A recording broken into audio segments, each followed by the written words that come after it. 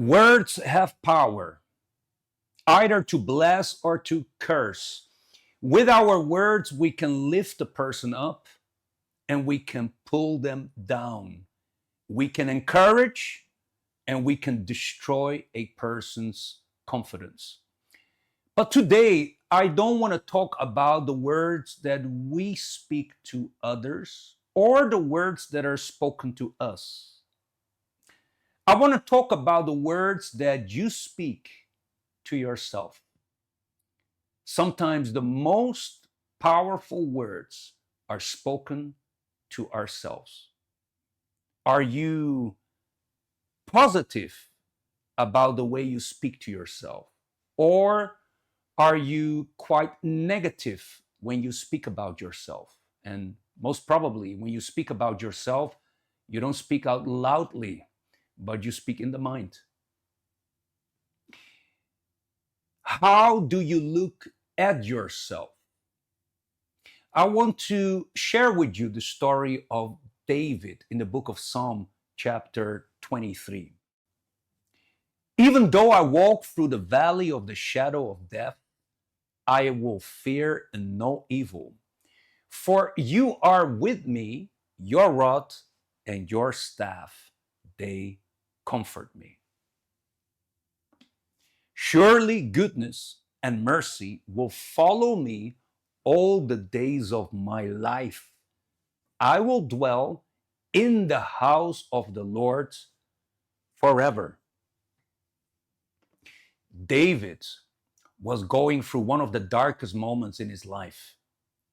He says he went through the valley of the shadow of death. When you go through a valley, you don't see what is happening. When we stand on the mountains, we can see everything and people can see us. But when you go through a valley and you go through a moment of tribulation, and in David's case, he suffered attacks, both from within his family and from the outside.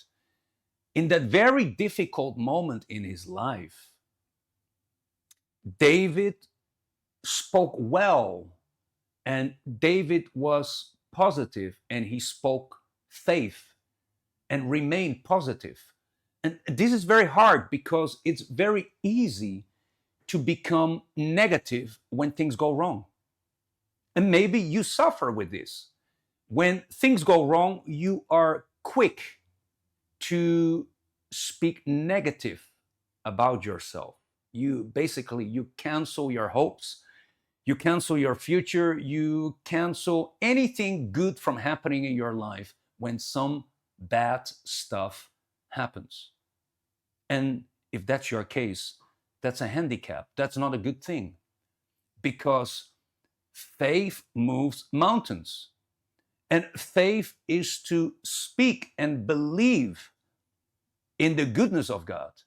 And when David was going through that valley of the shadow of death, where, by the way, no one helped him, everybody abandoned him, friends and family turned against him, in that very moment, he stopped expecting help from people, which is a big mistake of a lot of people. When you live expecting people to help you, David, in that moment, he was not expecting anybody to do him favors.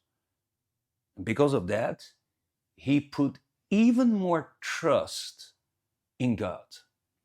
That's why he said, your rod and your staff, they comfort me. Surely goodness and mercy will follow me all the days of my life. I will dwell in the house of the Lord forever. Maybe, I'm sure, he must have been bombarded with a lot of thoughts and stuff that came to his mind. Who knows, even thoughts of quitting and giving up, like throwing in the towel. Maybe he couldn't bear it anymore. He couldn't stand it anymore. He was exhausted. But with his lips, he was confessing the goodness of God, the mercy of God. With his lips, he was speaking power and faith. With his lips, he was confessing victory. He was not confessing defeat. And he said, I will stay in the house of the Lord forever. I'm going to remain with God forever. I'm going to remain walking in sacredness, sagrado, no matter what. I'm going to keep my eyes on the Lord. I will serve the Lord forever. I will remain with God forever. And this is a quality. I consider that a good quality, a precious quality, maybe a quality that is lacking in some people. Maybe you struggle to develop this quality. Maybe you struggle to develop the quality of speaking well to yourself in hard moments. Maybe you speak well about others. You know how to communicate in public, but you don't know how to communicate to yourself in difficult moments. The words that we speak have great power, power to bless and power to curse, especially the words we speak to ourselves. All right. And take time to reflect on that. And maybe this is a quality that you need to improve or develop. The month of November is the month of sacredness. So this is the perfect moment for you to practice this quality, develop this quality, and practice this sacredness, sagrado. Now, as we conclude our voice of faith, I would like to invite you for tomorrow. We have our Bible study, the warning of the end time. And here you have it. And this is the address. For more information, you can scan the QR code. And don't forget that this weekend we have our Lord Supper with a special theme, the Sunday of Reconciliation with God. All right. So we're going to be back again tomorrow with the Voice of Faith. Thank you so much for tuning in. God bless you abundantly. Bye-bye.